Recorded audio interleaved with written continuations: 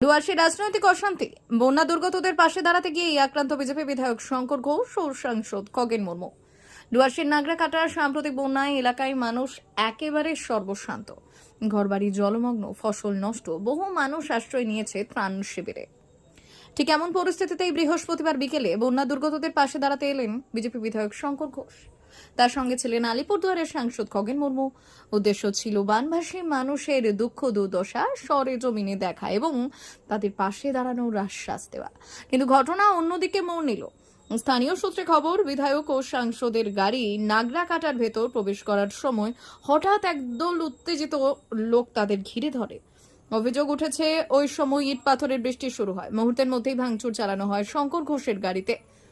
গাড়ির জানলার কাঁচ চূর্ণ বিচূর্ণ হয়ে যায়। আতঙ্ক ছড়িয়ে পড়ে চারপাশে। বিজেপির পক্ষ থেকে সরাসরি অভিযোগ করা হয়েছে, এই হামলার পেছনে ছিল তৃণমূল কংগ্রেসের কর্মীরা। বর্তমানে আমাদের গাড়ির অবস্থা দেখতে পাচ্ছেন, এই যে খগেনদা রক্তাক্ত হয়ে পড়ে আছে, গাড়িতে কোনো টাচ বাকি নেই। এই অবস্থায় আমরা দ্রুত বেরিয়ে যাচ্ছি। অন্যদিকে জলপাইগুড়ি জেলা যুব সভাপতি রামমোহন রায় কি বলছেন শোনাবো আপনাদের। আমাদের তৃণমূল কংগ্রেস দলের সৈনিকরা আমরা কাজ করতে ব্যস্ত। গতকাল ধরে আমাদের জননেত্রী মমতা ব্যানার্জি এবং আমাদের জননেতা অভিষেক ব্যানার্জির নির্দেশে আমরা গতকাল থেকে আমরা বিশেষ করে বন্যা কবলিত এলাকায় আমরা কাজে ঝাঁপিয়ে পড়েছি। আমাদের তৃণমূল যুব কংগ্রেসের সৈনিক, তৃণমূল কংগ্রেসের কর্মীরা, বিশেষ করে আমাদের তৃণমূল কংগ্রেসের সৈনিক যারা আছে, তারা প্রত্যেকে আমরা কাজে ব্যস্ত। আমরা মানুষকে উদ্ধার কার্য ধরে মানুষের কোথায় নানা রকম অসুবিধা সুবিধা সেই জায়গায় পৌঁছানোর, মানুষের সমস্যার পাশে দাঁড়ানোর জন্য আমরা গতকাল থেকে আমরা লেগে পড়েছি এবং আজকে পর্যন্ত সাধারণ মানুষের বন্যা কবলিত এলাকায় আমরা এখনও পড়ে আছি। সেই জায়গায় দাঁড়িয়ে থেকে বিজেপির কোন বিধায়ক, কোন সাংসদ কোথায় আসলো, কোথায় কী করলো সেটা দেখার বিষয় আমাদের না। গতকাল থেকে তাদের কোথাও দেখতে পাওয়া যায় না। বিশেষ করে আজকে যখন তৃণমূল কংগ্রেসের সৈনিকরা আমরা কাজ করছি সাধারণ মানুষের পাশে থেকে, আমাদের নেতৃত্ব তথা জননেতার আদেশ মাথায় নিয়ে আমরা যখন কাজ করার চেষ্টা করছি, সেই দিকে তারা আসে ফুটেজ নিচ্ছে। সাধারণ মানুষের খুব স্বাভাবিক থাকবে।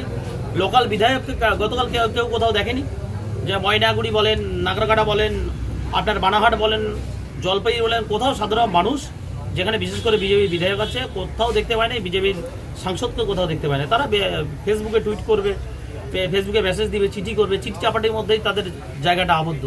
তো আজকে যদি ফটোশ্যুট কোথাও করতে যায়, সাধারণ মানুষ যারা আপনজনকে হারাইছে তাদের বিশেষ করে তাদের তো রাগ ক্ষোভ থাকবেই। বিশেষ করে কিছু কিছু জায়গায় মানুষের ঘর বাড়ি খুবই নিন্দাজনক ঘটনা, লজ্জাজনক ঘটনা।